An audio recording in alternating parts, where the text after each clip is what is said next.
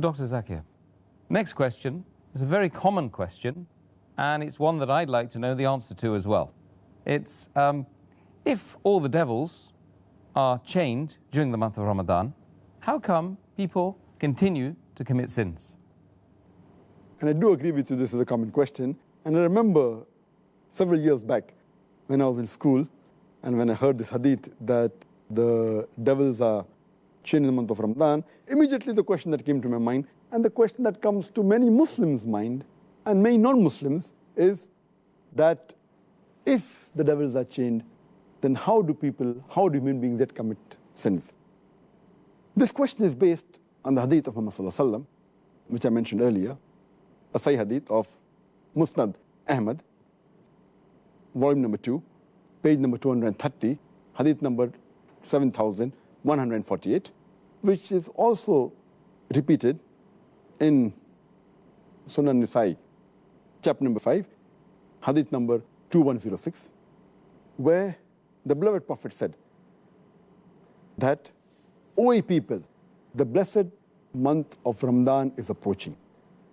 And Allah has ordained for you that you fast in this month. And the gates of heaven will be open in this month, and the gates of hell will be closed. And the devils will be chained. In this month is a night, which is better than 1,000 months. And a person who's deprived of the blessing in this month is truly a deprived person. Now, when we give this hadith, it clearly mentions that in this month of Ramadan, the devils will be chained.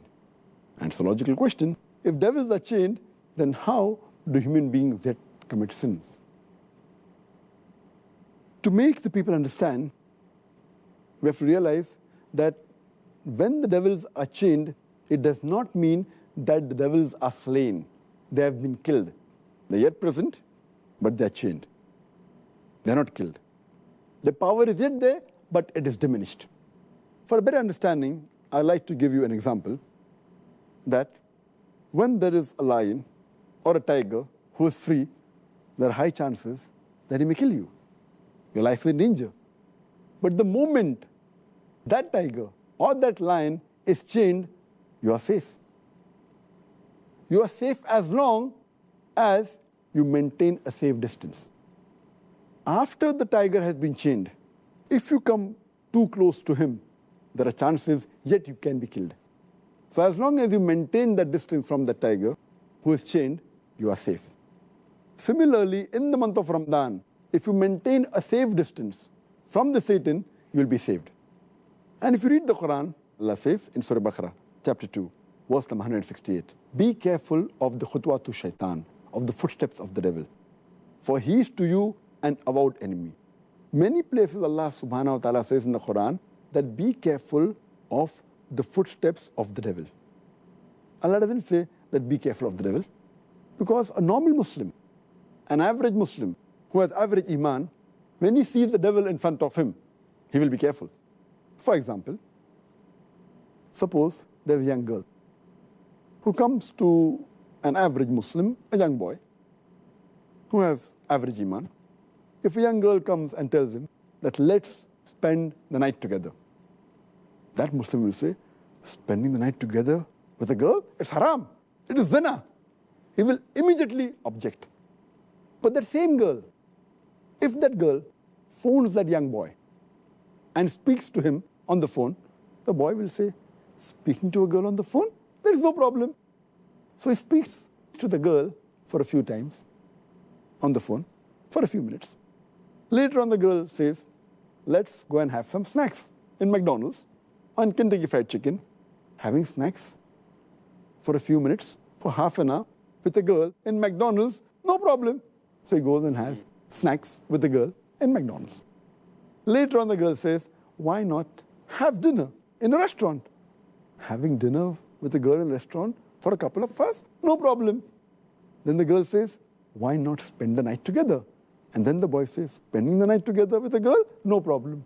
So this is khutwatu shaitan, footsteps of the devil. This is not mentioned in the Quran, this is just my own example. So what Allah warns us is that be careful of the khutwatu shaitan, the footsteps of the devil. if the devil comes directly in front of an average Muslim who has Iman, he will abstain. He will run away from it. But the khutuwat of shaitan are the things which are dangerous. So, what we have to realize, when the devil is chained, his footsteps are restricted. So many of the sins are prevented. But if we go close to him, then the chances that we'll be overtaken by the devil and commit a sin are very high. So what we have to be careful, that in Ramadan, if we keep the distance, then the chance of committing sin is less. But if we go close to the Satan, even though he's chained, like how a tiger can walk even after he's chained, same the devil. So this is my understanding. And the beloved Prophet said, the devils are chained, the devil can yet move.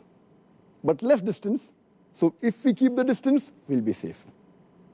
The second reason that I feel is that in the month of Ramadan, though the devils are chained, we fail to realize that the balance 11 months, they are free. And the impact that the devil has on the human beings for these 11 months, it leaves those impact, that impression in the month of Ramadan.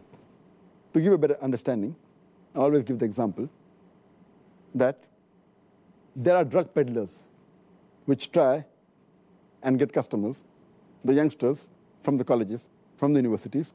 So what they do initially, they give the drug free. And they entice the youngsters for having drugs. Later on, after some time, they charge a nominal amount for that drug. Later on, they charge an exorbitant amount. But by the time, the youngster is already hooked on to the drug. So even if the drug dealer is not there, they will try and find where the drug dealer is. They will go out of the way to find him and get the drug.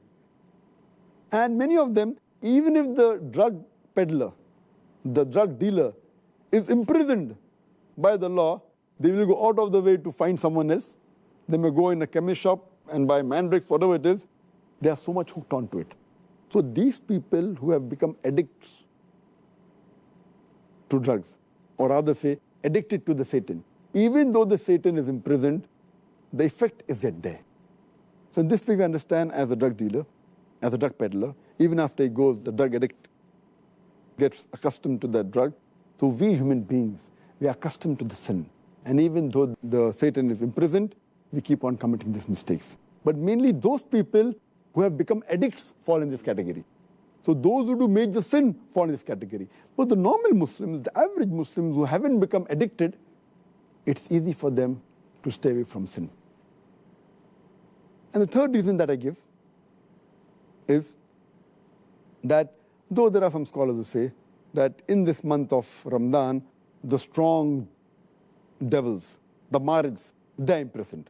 The smaller ones are free. So they keep on committing mistakes.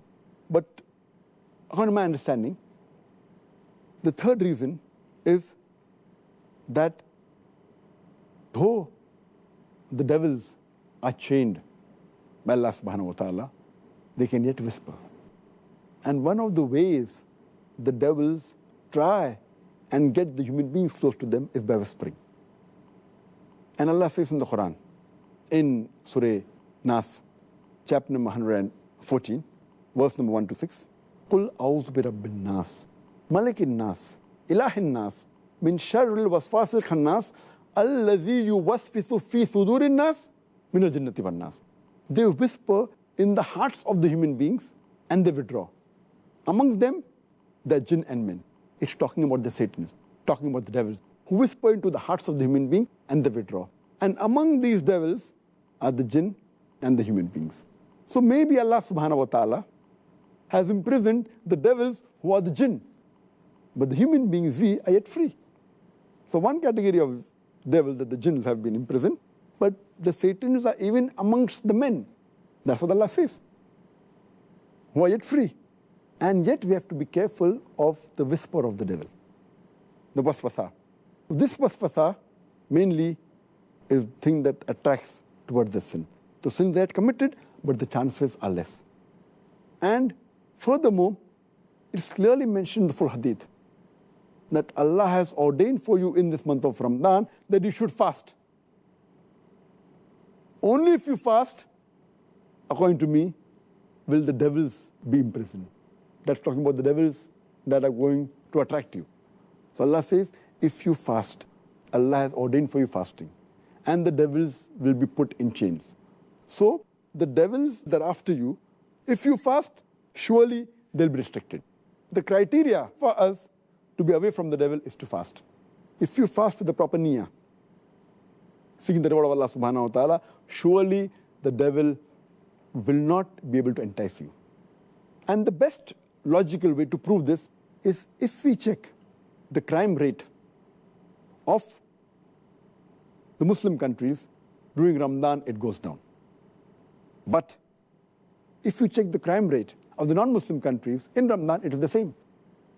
The reason is that because they are not fasting, the non-Muslims, this devil yet has an effect on them. Because the Muslims are fasting, if not all properly, at least majority, or at least quite a large number. So because of that, the crime rate in the Muslim countries in the month of Ramadan is low as compared to the other months. But the crime rate in the non-Muslim country is approximately the same, indicating otherwise, even the non-Muslims, they will not commit any sins. So the criteria is that you have to fast properly for the sake of Allah subhanahu wa ta'ala.